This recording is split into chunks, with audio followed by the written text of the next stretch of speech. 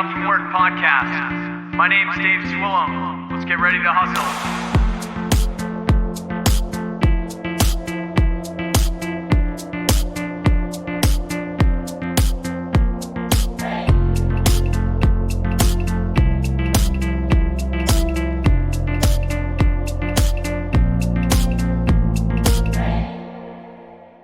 So welcome back to the Waking Up From Work podcast. You're listening to episode 65 today. Thank you guys for joining on Instagram. Thank you for joining on this podcast while you're walking your dog or whatever you're doing. And I have, obviously it's my show and have on guests that I'm really interested in, but coming from an OG Boston hardcore background in a recording artist's life, you know, I'm really excited to have on who I have today and at a cool time for him. I really want to welcome on Jay Maas onto the show here. If you guys don't know him, then you probably don't like Boston hardcore, but he's the audio engineer behind Jay Maas Recording. Used to be, was it Getaway? The older studio? Yeah, started that way. Yep. Right? So he's recorded bands like, you'll have to go check out his site to see him, but if you've listened to Bane, if you've listened to Foreign Tongues, Somos, Transit, Defeater, I mean, just the list, it's a huge state champs title fight. It's just a huge list of awesome artists that Jay's gotten to work with and continue to work with. And definitely a reason why we wanted to have him on today is because he is in an exciting time of releasing a online mastering software. It's AI based, if I'm not mistaken, right, Jay? Yep. Yeah, that's correct. Yep. So welcome, man. Thank you for being on with me tonight. Thank you very much. And happy to be here. Yeah, man. So, I mean, obviously, like I kicked it off, but for those that kind of don't know you, man, do you want to just run through you and your background or where you're at with all these things in general? Yeah, no, it's a lot. I don't know how far you want me to back up, but yeah, so I've been recording for about 16 years, all of which has been primarily located in the Boston area. We've made tons of records, and I've been fortunate enough to have this be my career, my only job for a really long time. And yeah, I took a leap of faith when I was like 25 or so. I'd only been recording about a year and a half at that point. But, you know, I lived in a house with a bunch of guys in a punk house, and I figured I could wing it, and I did wing it, and so far so good. Nice. And that journey's taken me, or like being in bands, touring overseas, releasing records like crazy, and both records I do for other people, and obviously records I've done for my own work on my dream labels. And yeah, I kind of have to pinch myself sometimes. Pretty psyched. And yeah, I don't know. And so now the thing that I'm really excited about is we've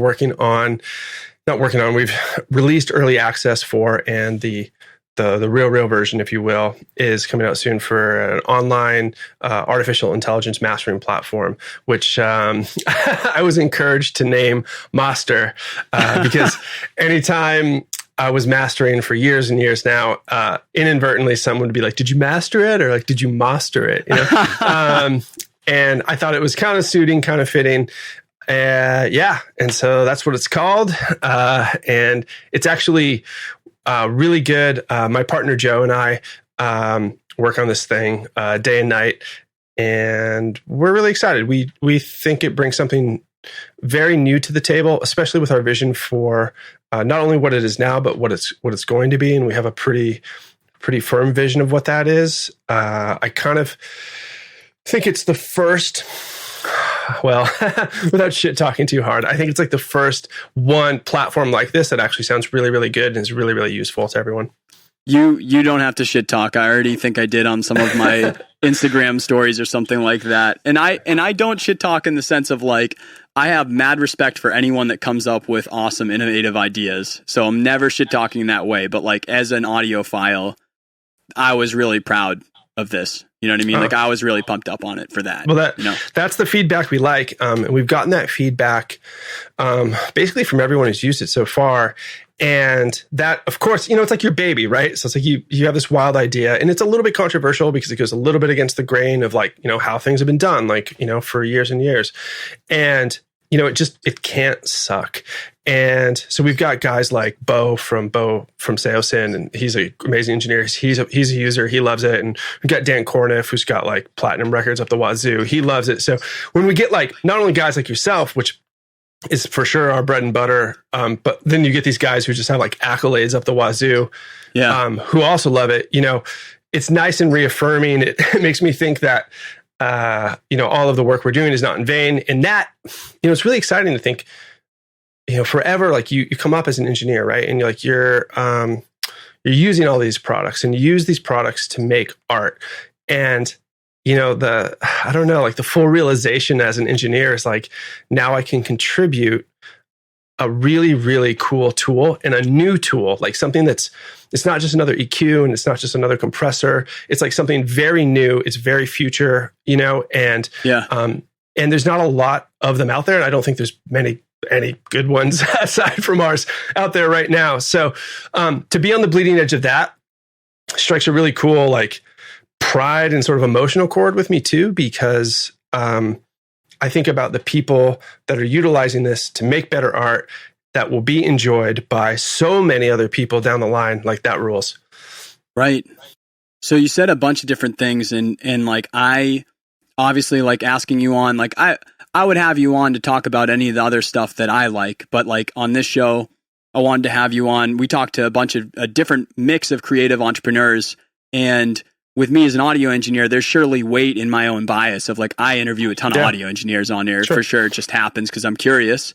I was interested in it in a bunch of different things, but before I kind of go that way, you said a couple things that I've also been thinking when I've been using this. So like, for those of you out there, I've been using this myself, and not like going to pitch like a Billy Mays commercial here, but like I'm excited on it because it's scratched a lot of itches for me. And I think a couple things, like, I think like when you're talking about like some people might be sore on it or it might be a little bit controversial, I think it's proven time and time again that if something is a little bit controversial, that probably means that it's right. Unfortunately, like all the biggest changes in the most important things that have happened always happened over controversy and this, positive discontent of creating other ways of doing things. And I think like with this, it was almost like a situation where it's like eating your own lunch in some way. Do you see it as that at all? For like, don't get me wrong, like, you're a mastering engineer. You do a bunch of mastering. That's what kind of led to this, right? Right. Where do you see its place in the market? Like, at the end of the day, because I am going out there and I'm just being really imaginative. And there are incredible, ridiculous mastering engineers that I'm more weighted as a mixed person myself. So like, I am always fascinated behind what they're doing behind the scenes, because my masters are never that quality. It's just not my thing. I just don't focus the same way or think the same way or pay attention the same way. But I always think about it, and it kind of seems like a tool where, like, do you see it as some point we get to it where there is no mastering? Or do you see that it just captures this whole middle ground audience of indie musicians out there that are creating music that aren't at this spot to get to that person? Or is it just now, does it eventually 10 years from now, 5 years or 3 years from now, does it just become a flavor choice? Like, what does that end up being in terms of the front line of that technology? Because I definitely see that the industry in my head should be heading that way. AI and machine learning has bled down into every industry in the world, and ours is one of the slower ones to adapt things like that, so it's bound to come here. Yeah. So I've sort of used this analogy or whatever on a different podcast too, so don't hate me for reusing it, but it's sort of like people rode horses for a really, really long time. And there's still a lot of money to be made in riding horses. And I don't know, in that sense, like any old school ways, it's like in the same way that people thought like, okay, well, what about consoles? And now consoles are like not gone and people still use them really effectively, but like consoles are by far not the majority, And I think that while we are in probably the infancy and something really exciting that's brewing of getting this type of stuff out there and used by a lot of people and used to make great art, and that's going to require a lot of trust from different people. Anytime you try to like get someone to say like, what do you mean a Model T? You know what I mean? I'm going to drive a car now? Like, what? I love my horse. And it's one of those things where it'll take a minute, but I think once you try it, once you use it, you'll be like, wow, this is really sick. Like I can really do damage with my mixes. I can really do damage with my masters too. And I think that for people that want Maastr to be their final mastering platform, there's nothing standing in the way of that, other than just deciding that you wanted to go a different way with it. But you really don't have to. Even as it stands now, if you were to log in, make an account, start uploading mixes, you have viable masters that you can release anywhere you want, on any format you want, and they sound great. And never mind what's to come. We're bringing in, for the engineers, we're bringing in all of these great mix revision tools. We're basically like I was talking with my partner, Joe, about this last night. Like our mission statement is just basically to be like, this is like the end platform for mixing engineers and artists alike, where we hope to bring this to a place where not only do you get literally world-class mastering, it's way more cost effective, it's way, way faster, but you also will get this revision platform. It's way more organized, and we'll be able to handle your digital releases for you, all of this stuff. So it's, one foot in front of another. But it's a very forward-thinking platform that removes a lot of the pain that we just sort of accepted from like the old ways, if you will, of doing things. And the first thing it has to be really, really good. And if we don't ensure the sonic fidelity of this product first, which I really think we have, then of course people would be doubtful and it probably wouldn't work. So the first thing we had to do is we had to just make it sound super good. That was hard. And then once that's done, now we're doing things like building out features, making different account stuff, and really prepping this thing for a more major deployment for everyone to use, enjoy, and iterate and create art with.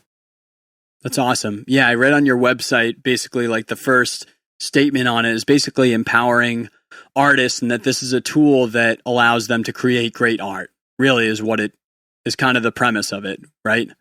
Absolutely. I've always loved tools that made my job easier. I know, like, as engineers, we have a tendency to kind of nerd out and stuff. And more power to us for that. That is kind of like part of the fun. But really what we're doing ultimately is we're learning our tools and we're making things sort of invisible to us. Like when I'm here with a band, an artist, I want to be the vessel for their artistic vision and that coming to fruition. And most of that work is done creatively in the mix. Like, okay, on the backing vocals here, let's add some distortion and let's do some modulation and let's put that stuff in. And all of that stuff is still going to be like that artistic touch. But what's hard, and I do mentoring too, so I run into this all the time with my students, is that psychoacoustics take fucking forever to develop. Like really, really good, like next level psychoacoustics take a really long time to develop. And that's why you'll see all the best mastering engineers have been in the game a long time because they've had the time to develop those psychoacoustics. So what we sort of did is we were kind of reverse engineered like all of the knowledge that I have and created something that gives basically all of my experience, which is vast, and puts it into the hands of everybody, which I think is cool and powerful and fun. Hell yeah. Yeah. Yeah, because I see like when I thought about this tool, for me, it's kind of like what I learned like a lot earlier in being a recording engineer, which is like my best sessions are the ones where we focus the least on tech. And like, don't get me wrong, like I talk on this podcast all the time. Like I can ruin a Christmas party right away by someone starting me up on a conversation about like if they accidentally say like rack or something and I start talking about something, but like it's those times where you're able to like set the session up the night before, or you're able to do all of your line checks, or like all the different things that you can do to make it so that someone walks in the door and they just do their thing.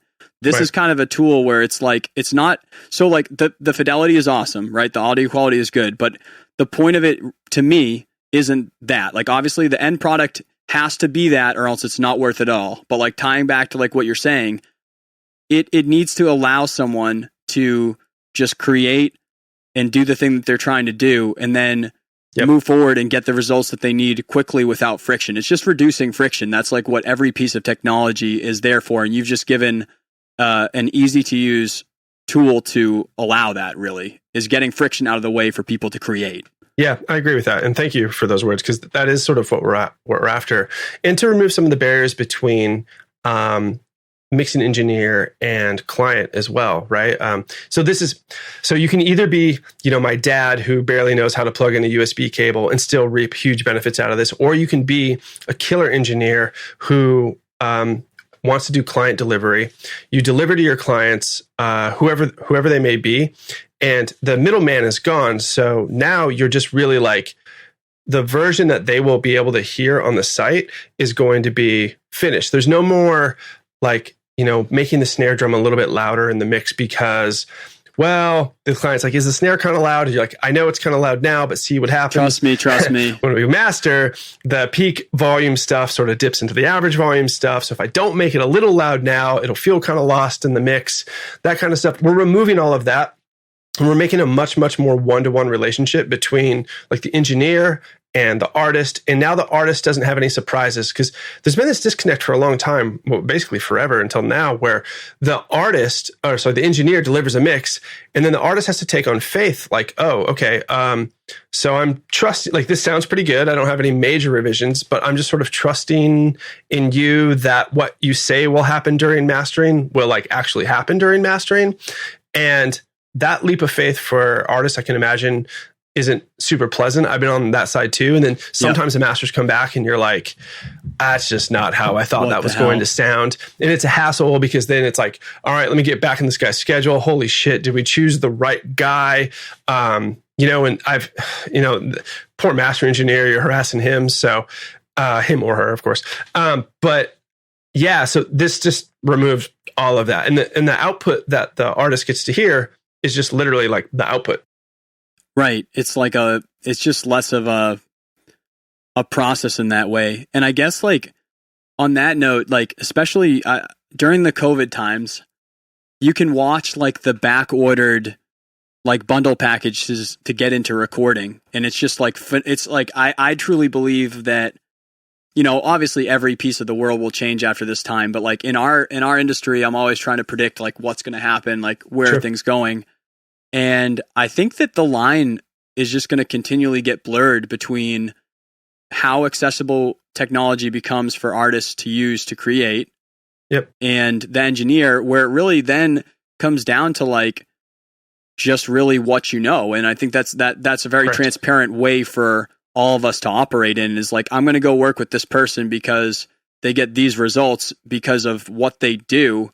And it's like the more transparency, the less like differences. And that's not saying anything against someone like you who spent 20 effing years doing, doing tons and tons of work. There's obviously a difference between you and an artist that just picks up, a 2 input and then like a mic. I'm not ever saying that to challenge that, but I think that it just starts getting into a much more like meshed up spot where it's less division in the workflow, at least. And it's more of like, just like, we're here to work on the thing, and it's not layers of this crap.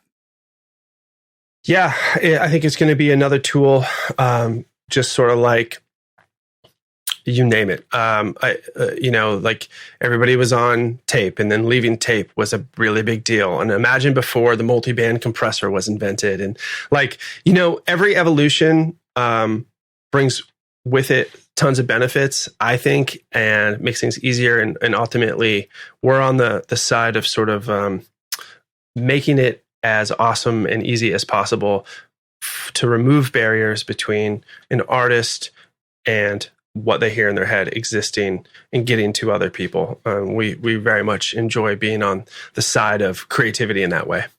So like, where did it, and now I apologize because I think I listened to your other episode on URM about this, but for those that might not listen to that one, and I apologize for repeat the question if I did, but where did, you're recording bands and that's your day-to-day for X amount of time. How did that transition into something like this, where like clearly the end result is helping your, communities and is based off of your experience, but it's like going from audio engineering to creating like an AI software are pretty different things, I'd say. How did that happen? And where did that pop up into that?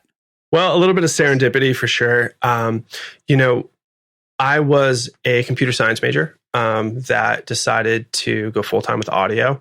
And I partnered with and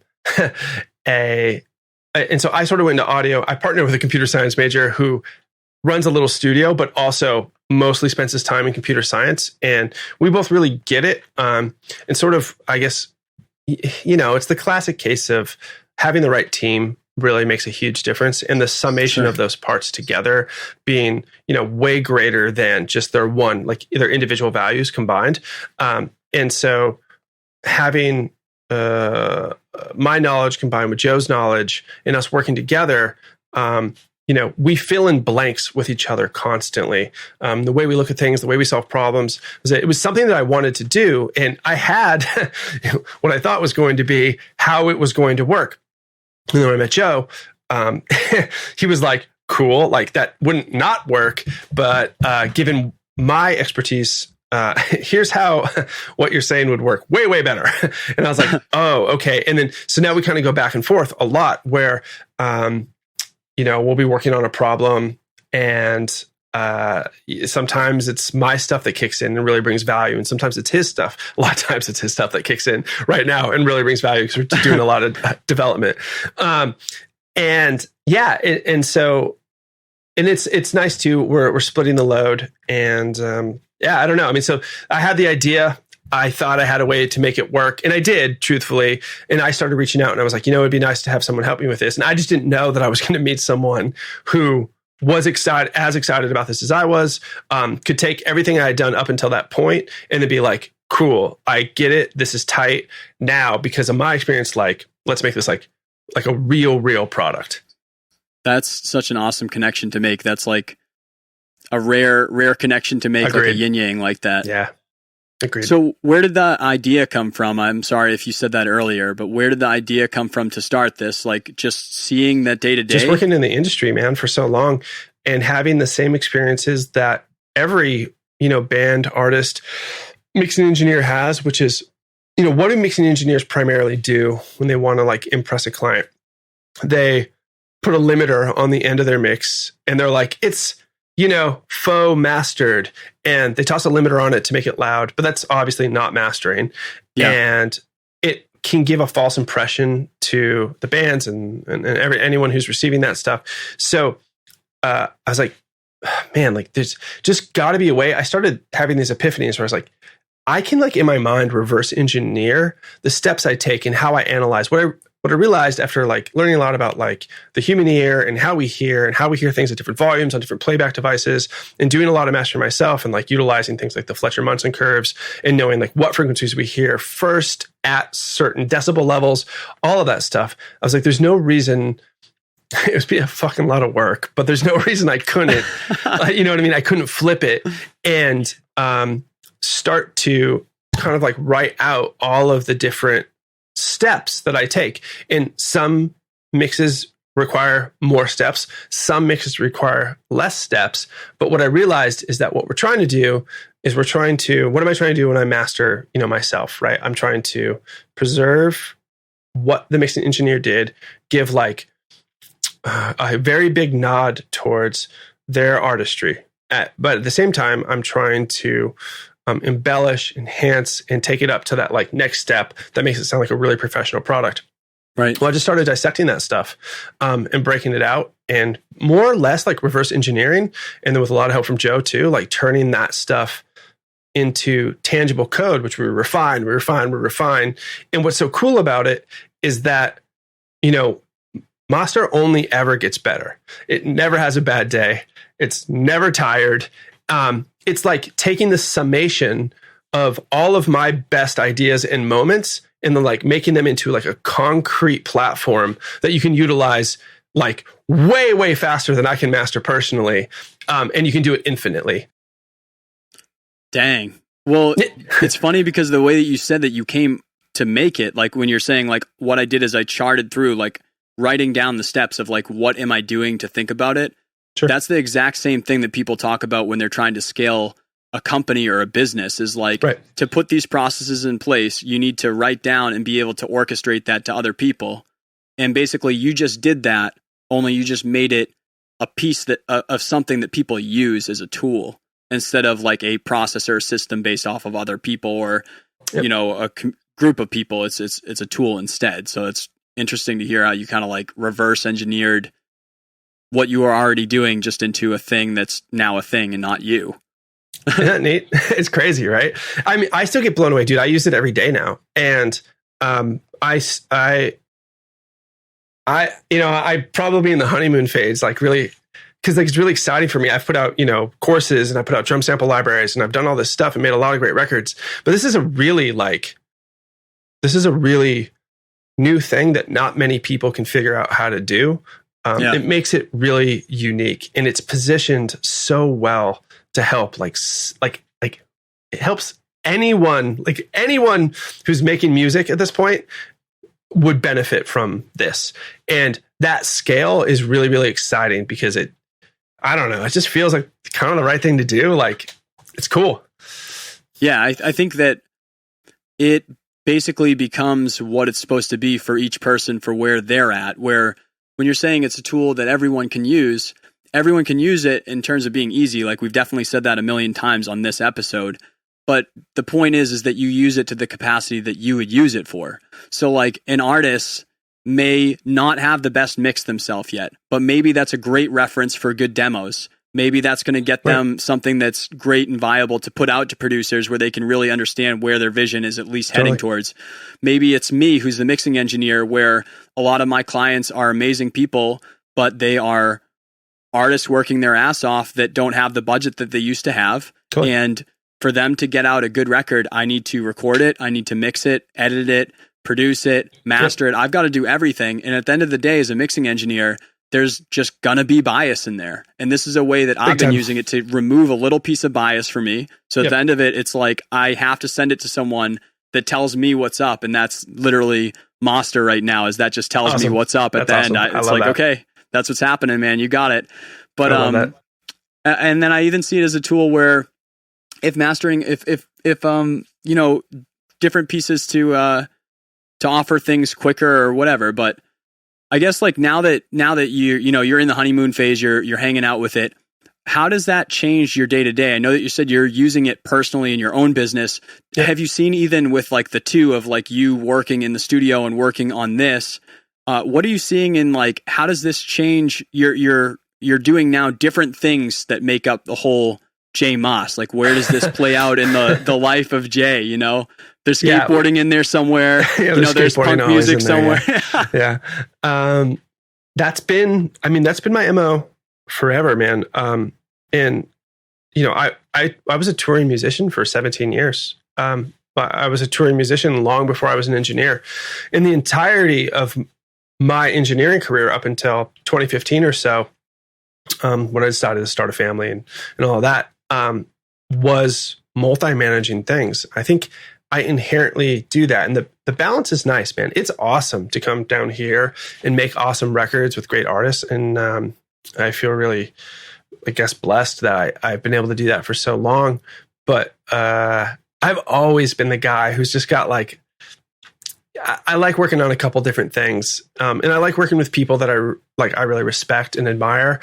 So that sometimes that's an amazing artist that's come here to make a record. And sometimes that is working with Joe on this project, or it's working with my students, and then I got my personal life too. So for me, like sort of like having all the plates, you know, on the sticks, has been just sort of my MO. Oh, I kind of always. You had an empty plate. What's that? You had an empty plate, and you're like, all right, well, hold on. Yeah, exactly. Yeah, and I was like, well, I got to put something on this stick. I used to have a plate there. Yeah, totally. That's cool, man. So, where do you see, like, where does the future of something like this go into? I know that none of us can really predict it, and like, we don't know how this is going to blow up. But I'm keeping an eye on like what Spotify is doing with all of its integrations of like, okay, we're sound better, and then like I keep thinking about what other things they're going to get into for like tools that they integrate and something that already has some type of captured audience or something. But that's kind of side to this. But where are you seeing the music industry based off of what you've seen so far? I know that that's like impossible to predict, but what are you seeing if you're sitting here trying to predict it with tools like this? I think we've arrived, but maybe not yet fully accepted that we've arrived to. I mean, you just got to look at the Grammys, right? Like Billie Eilish cleaned up, and she did it with next to no gear, and we have gone through so many different iterations of technology that we use in the recording process. And that has never mattered as much as the emotional component. So what I see is, I think, what we've always seen, which is new technology arrives. It's really exciting. It pisses some people off.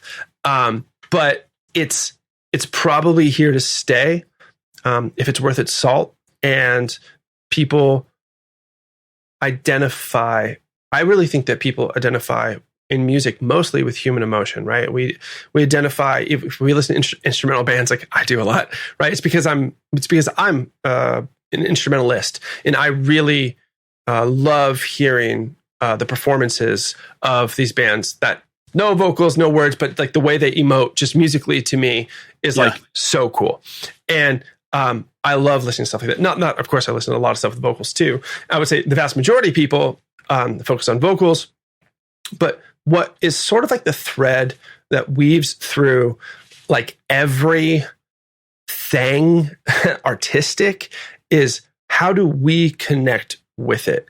And what we're doing is making, I guess, really empowering engineers and artists to be able to leverage experience and science and psychoacoustics so that like they don't really have to, like, I don't want to say waste, but they don't, just like we did with the digital revolution and all that stuff, you can get further, faster, you can focus on the art more when like you don't have to worry as much. Is my room perfectly tuned? Right. Is like, have I spent a decade and a half making records and I know to notch, occasionally dynamically notch 2.2K when these frequencies hit a certain threshold? Like, that's invisible. You just focus on art, and you can let crazy nerds like myself create things that will do kind of the not fun part for you and just make your art sound way, way better, which will then translate better to everyone that's going to hear it. And I think that's cool. And I think that's where music, to answer the question a little better, that's where music has always been going. And we are just now on yet another step of whatever that escalator looks like. And this is where we are right now. I'm really excited to be a part of it. Right. Hell yeah. Yeah. It's, I mean, we kind of feel like definitely like from our side that might have come from the background of using all this gear.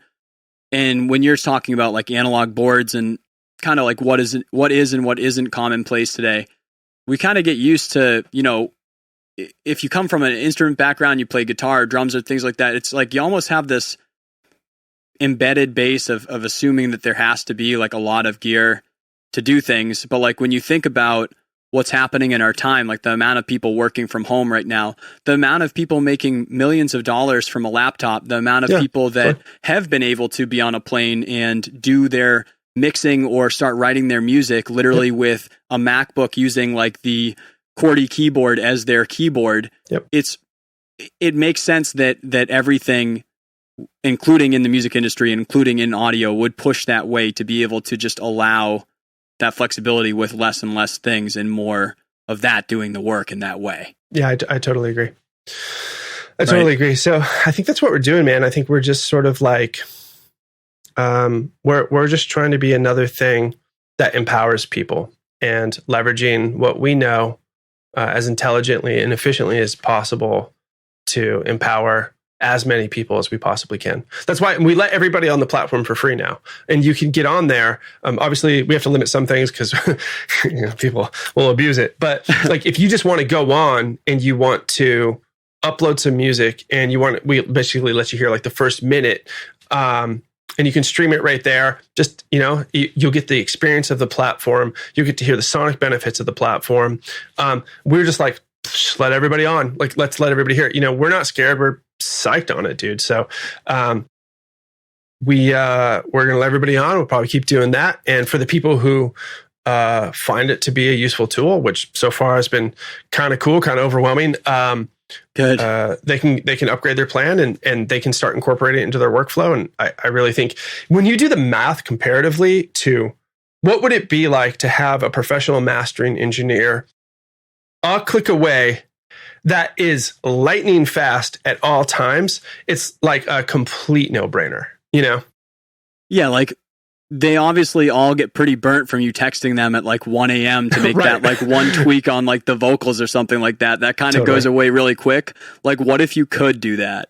Right. And now and very literally now you can. And I think that's one thing that a lot of people figure out is they go like, oh, okay, well, I sent it to mastering, I got it back. And so often we go, oh man, like it sounds great. But now that I hear this, I realize my hi-hats are still a little bright and I should have brought the vocals up another quarter dB. And like that stuff eats away at you. And it just super sucks to not be able to just make a revision and have it hit back. Like make this hyper intelligent process something that you can leverage so that you don't have to compromise and be like, I don't want to bug the guy. Is he going to charge me more? How long is it going to take? Like, those are huge barriers. Instead, you just go, it's 2 a.m., got my Red Bull popping, and we're gonna print another one. Now that I hear this, I'm confident.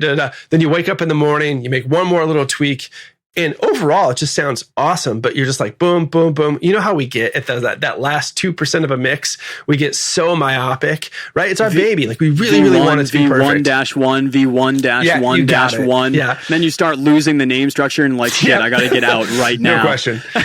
Yeah, no question. So now, like, that's just available to everyone. And the big thing for us, and like, I'm excited to do this podcast, and anything we can do is like, we're just so excited. We just want to like tell, like you get like the best relationship ever. You just want to tell everybody about your new girlfriend. She's You're pulling cool. like a Ricola guy. Yeah. You're at the top of the mountain. Yeah, like dude, like that's how we feel. We're just like, oh my god, dude, like we're so hyped. And to get feedback, like I said, from some of these like amazing users who like are getting platinum records and stuff. We're like, it's big. We just want to get on top of on the roof, and just be like, yo, like we're excited. Hell yeah, dude. Totally. Yeah, because you got to get it back. Like you've been working under covers for so long. Like right. You now have to get the feedback, and like when the feedback comes in right, and it comes from multiple different verticals and angles, that's where you're like, all right, we got it. Like now I can give that back I can give that to myself now. Like I get to give that to me because now I heard it from all these different people that are so non-biased. Yeah, it feels really good to do. So like, I'll ask you one more question, Jay, and then I have like 5 questions that I ask at the end, and I'll get you out of here, man. Sure. Because my room right now, I don't know if I'm like sweating like crazy to you Instagram people, but like I'm not nervous. Like Jay's a super chill guy. Like I'm burning it up in this. Because I obviously like we went heavy into audio here in music world, but I have a bunch of different listeners from different backgrounds. And one thing I really liked when I thought about you creating this, and kind of like I've watched you along the way of just watching your work and things like that, is the reason why I don't have this podcast is called the Waking Up From Work podcast, just about being a creative entrepreneur, living that life, whatever that means. The reason why I didn't make that just the audio engineer podcast or all the podcasts that I still enjoy that are audio based is because I kind of am that person where I like to dip my hands into a bunch of different spots, and it's not always audio. Like, what would be a piece of advice for you with, I see you doing like a very one-to-one work or like solo work doing that, and this essentially really is almost like a scaling for you, or it's just operating 2 different businesses or things like that. What would you say to people who are working some type of freelance work or one-to-one work where you have to do the input to get the output? Mm-hmm. What would you say to them for advice for creating different things in their future? kind of like Maastr, where it's based off of their strengths to create something that's almost like you scaling yourself. Do you have any advice for them? Sure. Well, scale is something that became a lot more important to me after I became a dad. And after once you have a dependent, and we've got my wife and my kid, and it's really important for me to, like, we're not trying to be like, I don't know, like buying airplanes and stuff, but we're just trying to like any person who takes the path that is artistic as opposed to sort of safe. It is scary and it is hard and it's crazy to be self-employed. Well, I guess I've just been very head down and focused on the craft. And in general, I wouldn't consider myself a guy that like super believes in like hope and faith and that type of stuff. I'm like a little too nerdy, like a little too analytical to use those terms. But sure, reflecting back, I almost see it differently because I must have at least just taken like these leaps of faith, or I was just like so naively ignorant or something that I did it. But yeah, when it comes to building things that you can scale, it's all about efficiencies. So that's one thing that has carried me throughout my career. And when I saw people working in ways, and I was encouraged to work in ways that didn't always make a lot of sense to me, I trusted my gut. And I always focused on the client, the art, the product, and the relationships. And the way I see it is nobody wants any more barriers between where they're at and where they want to be. Like, I like to take the kind of the most direct route there. And I think that tools, whether it's, my mastering AI platform, or if it's a really great guitar amp or whatever it is, like, hopefully these are all sort of like compounding together to make sense in really bright ways. And so I would say, look for efficiencies, look for ways to multi-manage. And if you want to be someone that does this full time, it's really like emotionally fulfilling and rewarding, of course. You want to find ways to make that work, because honestly, especially nowadays more than ever, as far as I can tell, like, that's what's happening. People are just constantly developing, looking for and implementing more efficient ways to get to the destination. This whole platform we're doing is part of that. And even before anything like this existed in the capacity that it exists now, which really hasn't even been that long. Even if you look at our competitors, which unfortunately for them don't have like the best sonic track record, the fact of the matter is all this stuff is really new. And don't be afraid to adopt some new stuff, because I've always kind of been on the bleeding edge of working with new technologies, things that are easier. And I think it's really served me well, because my real love, my real job is to make myself and to make the people that I work with happy. And whatever I do in between there is good. So I guess whenever possible, if you want to scale, and if that just means being able to multi-manage projects more, sure, create efficiencies, that would be my key to scale.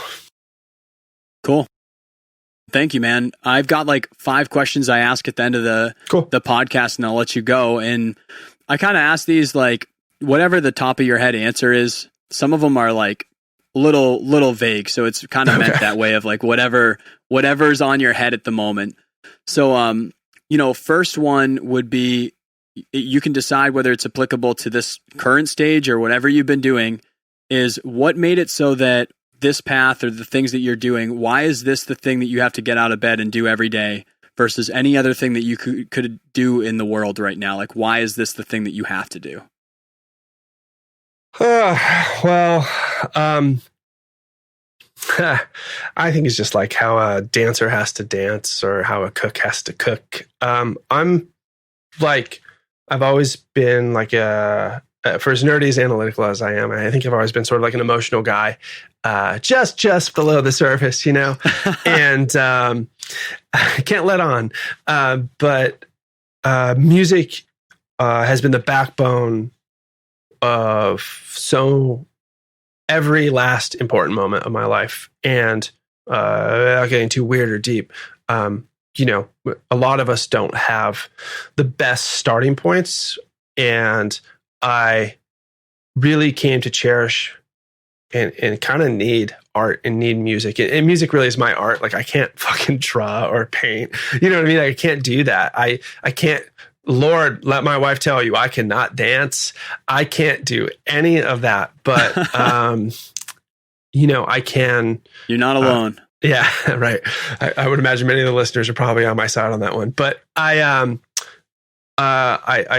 just love music. And so when I look at, I could go maybe get a job somewhere. I could take a paycheck. I could do all of that. And that might at times have been a little bit safer. But I think it's more scary to do what I know won't fulfill me. I would much rather wake up and strive and try, because, dude, it's the journey. Like, without being too much of a braggart here, like we did well. I did well musically with my band and stuff. So like I got to hang out with Davey from AFI, and I got to play enormous stages, and I played France, and I played Russia, and I did all of this crazy stuff, and it was good. But my favorite part of all of it was how exciting it was to get there. And when you're there, it's very like, holy shit, I'm here. That wow, and it is fulfilling in that way. But it's nothing compared to just the I don't want to say pain, but the challenges that are involved in figuring it out are just like rewarding every day, even if they can be frustrating at times. And so I think I'll probably, in some sense, do that forever. And that's why I would probably be a depressed, miserable, if I chose the other path. That's fair. I mean, I've read or seen in a million different spaces that like humans, we're pretty weird things where like with like, say, adversities or like challenges or pain, like things that like we think suck like all the time, right? Like we don't want it. And we get so mad about how it's happening. But if you strip all of it away and like it's just like pure bliss, everything's just perfect, then we just get like unbelievably bored and then eat ourselves into like depression because we're just like, I don't have any puzzles to put together. Correct. I'm just like standing here. So it's like it's always walking that line. So yeah, I mean, we're programmed. I mean, we've been programmed up until the like sort of post-industrial revolution, like luxury space that we live in now. We've been programmed to just try to figure out how to fucking not die, and that survival instinct is so biologically and genetically ingrained in us that even though we've made like an amazing advances and probably have like worldwide by far the best quality of life, imperfect, but still like best overall quality of life that's probably ever existed, at least for our species. I think we see a lot of that. I think we see people kind of not knowing what to do with themselves when not dying is kind of easy now. Yeah. It's never been easier. Yeah. All right. So, along the way, I think that pretty much everyone on the show has been awesome and really optimistic, at least when I ask this question. But what is like the biggest mistake you've made along the way, or just something that you'd be like, hey, like learn the lesson from this, but like don't do this thing, like that sucked? That's a good question. Biggest lesson, self-doubt. It sounds so cheesy. It sounds so Tony Robbins, right? But like, it's just man, if you feel really strongly about something, it kind of doesn't matter what anyone else thinks. And if you can, maybe this is something that came a little easier to me and I'm really grateful for, but make most of your validation self-validation, things that make you happy, and take so much pride and comfort in being able to self-validate if you can. Because when we are sort of the slaves to validation from external sources, that's a very hard treadmill to get off of. And I think that being able to find, and it's a hard journey, but to be able to really find peace and happiness just with whatever our pace is, and that's cool. And you don't have to like be Elon Musk, and you can be like Cheetos and Simpsons guy who likes to smoke weed on his couch. And if that's what's up, dude, like The Simpsons are awesome, and like I don't really eat Cheetos, but they taste good, But like, so like, but that's you, and that's sick. And I don't know if that really is what makes you psyched, because there's some people who are like, dude, I like to chill. That fucking rules. I wish I had more of that sometimes, And there's some people who are just like psychos like me who just can't not work. And it's easy to be like, because work, there's a more like tangible output to work where you're like, when you offer a lot of value to society and you do a lot of work, usually things get returned back to you monetarily or like whatever it is. And then people will see those things and be, oh, fucking, must be nice. And you're like, well, yeah, I mean, I'm proud of them. But like, fuck me, I slaved to get it. And I don't even know if it was worth it. I should have bought a junker for, $2,000. And instead, so it's like, it's just really about self-validating and whatever makes you happy, like leaning into that and not giving really a fuck about what anyone else thinks. Awesome, dude. That's a very good answer. Thanks. So flip side to it, and it could even be the same answer. Sometimes it is. Best thing like along the way. Journey, dude. Just like gratitude, like, I know like, the world's an imperfect place, and we have an ability to really focus on those imperfections. And I do think we have an ethical, I think anyway, no one has to agree, but we have an ethical and social obligation not to be fucking dickheads. But at the same time, also within the imperfection that will probably persist to some capacity forever, be grateful you get to take that every last little breath you get to take, I don't know where everyone falls religiously, and God bless you. But I don't really know personally what is going to happen when I die. I have a strong feeling, to quote Bill Burr, it's going to be a whole lot like before I was born. And that makes me feel like very grateful about just being here and just existing. And it makes me feel like I really need to focus on how lucky I am to just have how unlikely it is that I would have existed is like an unfathomable calculation. And the fact that I do means that like whatever my circumstance is, and it hasn't always been great, and that's okay. I'm just so grateful that I got any opportunity to do anything at all. And I think that's like one of the biggest joys in life is acknowledging how lucky we are just to breathe. I believe that. I'm not even going to talk off of that because I just want that to be that. Cool. What would be like a resource that you recommend this audience? Like we've been talking about all these different things. Like it could be, book, podcast, video, websites. Like what's something that if they haven't yet, people really should check out that could help them in music, in creative, whatever. Well, if you want to master records, I would check out Maastr.io. But aside from that, if you if you want to have some like really cute, adorable YouTube enlightenment, and I'm gonna not pronounce this correctly, so Jesus, I'm so sorry. It's pretty popular. It's like cartoons. It's called like Kirkastart. I'll send you a link. You can post it in the show notes. But okay, there's one. Oh, you know what you do? You YouTube. How fucking old am I? You type into YouTube. Have you seen those YouTubes?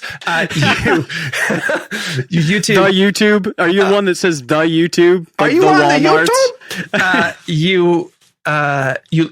You Google, and you should do this actually. When we get off this, if you're up for it, there's a video. Just type in the words "optimistic nihilism," and it'll be this cartoon.